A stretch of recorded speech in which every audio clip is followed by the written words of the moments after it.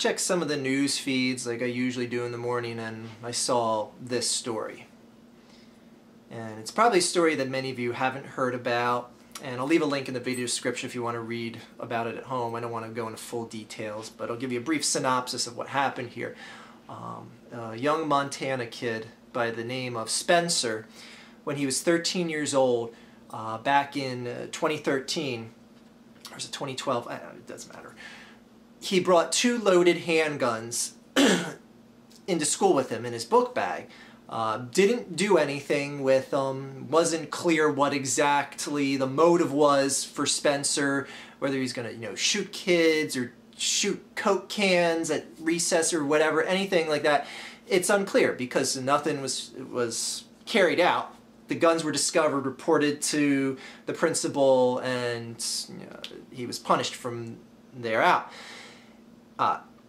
He served in a juvenile detention facility, and it's now 3 years after he got caught. He, got punished, served his time, did the crime, served the time, and his family, just to get a clean start, picked up everything, moved across state, settled in a town where no one knew about him, because obviously when a kid gets caught with 2 handguns, thank you for hitting the camera, new dog, when, a student gets caught with 2 handguns, it's kind of hard to, hey, I'm back, and it'd be like, oh, it's the guy that brought the 2 guns to school. So anyways, to avoid that, the family picked up, moved themselves across state to get a fresh start, to not be labeled or have their son labeled.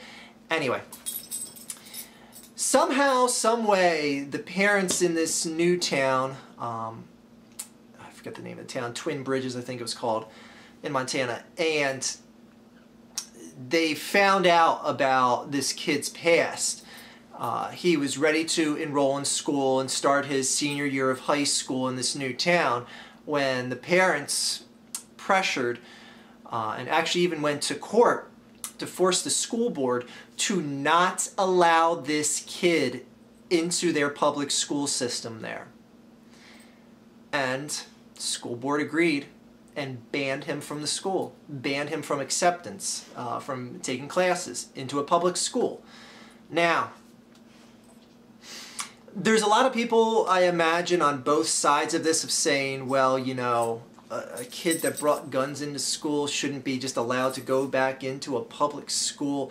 But I look at this more from the perspective of, if he served his time and he was like a young kid, and there's a number of variables that play into this. Like he was on a number of antidepressants and stuff for ADD, and a number of different drugs.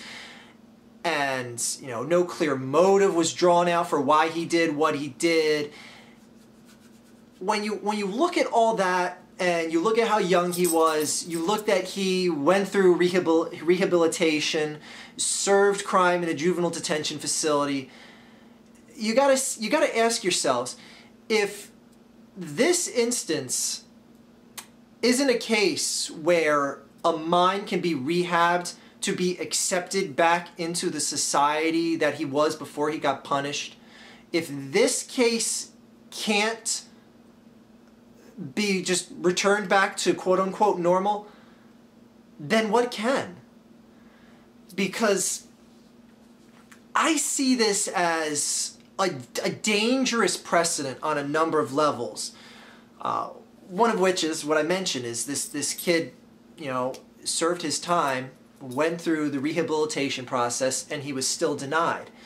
That sets a dangerous precedence of, why have any sort of rehabilitation process at all if once you come out, society can just reject you for something they fear you may do that you may never do, and that you are more well off from ever doing than what you originally started out before you got punished.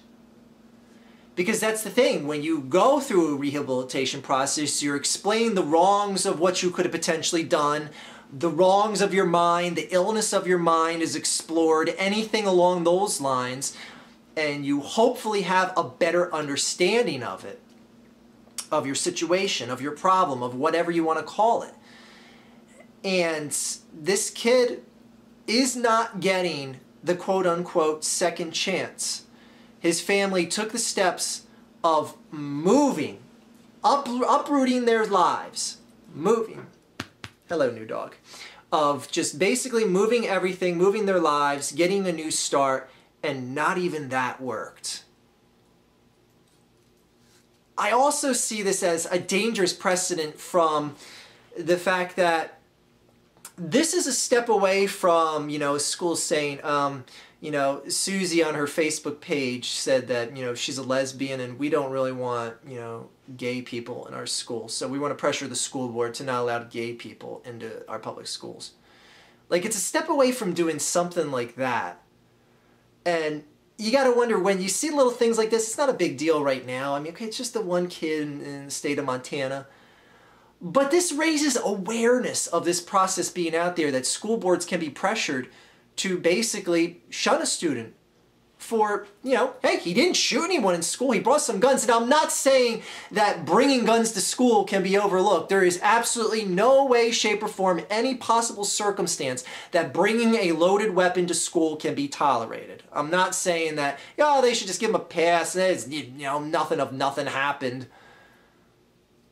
The thing is, the kid went through the rehabilitation process, served time in a juvenile detention facility, and the family uprooted their lives, moved away to an area where they hopefully haven't heard about this kid, but damn, someone did, and word got around, and oh shit, they're not accepted there either.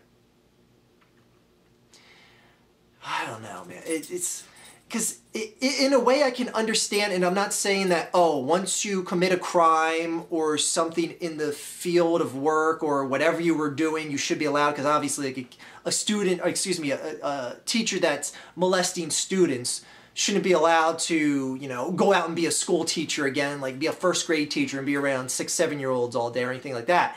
I understand from that end of things, but again, this was a young mind that went into a wrong path in whatever way and brought some guns to school, didn't do anything wrong with them other than bringing them to school, and is now basically serving a lifetime of punishment for just a very, very wrongful mistake.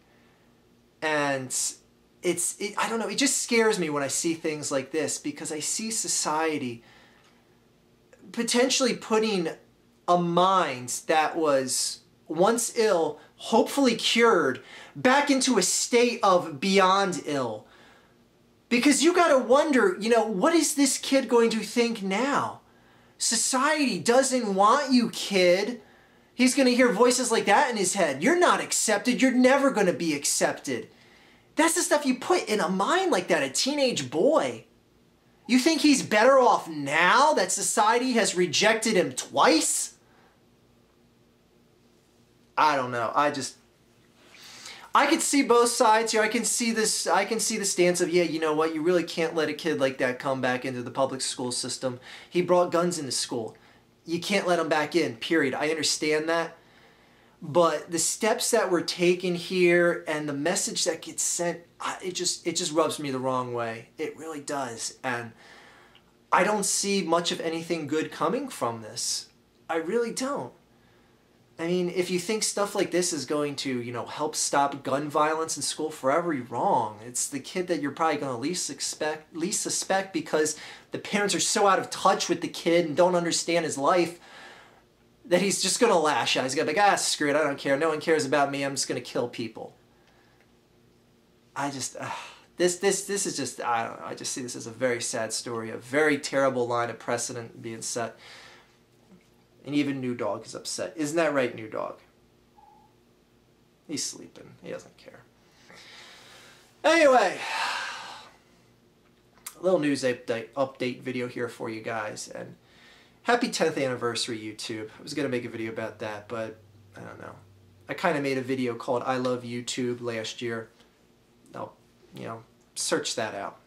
That pretty much summed up everything I would have said in a 10th anniversary video for YouTube anyway. And Undertaker Freak made a video. It kind of encapsulated a lot of what I feel about YouTube and its 10th anniversary. Not really much to criticize, but a lot of praise for a website that I, in essence, love in more ways than one. don't think too hardly into that. Have a good day, everyone.